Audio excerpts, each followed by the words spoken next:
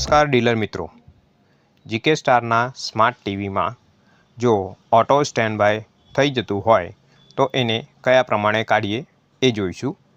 Home page ઉપર અહીંયા ચોથા નંબરમાં સોર્સની ઉપર ક્લિક કરું. એની અંદર HDMI 1, HDMI 2 કાં તો એવી ઉપર જઈને ઓકે આપું.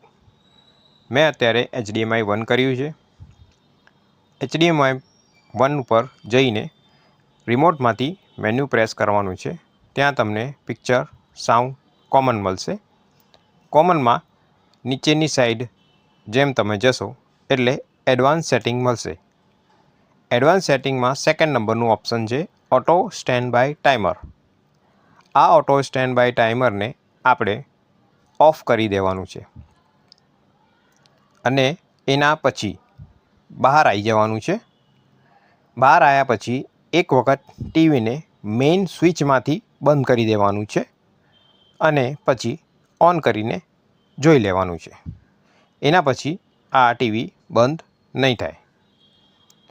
એવી રીતે આપણે આને ઓટો સ્ટેન્ડ બાયમાંથી કાઢી શકીએ.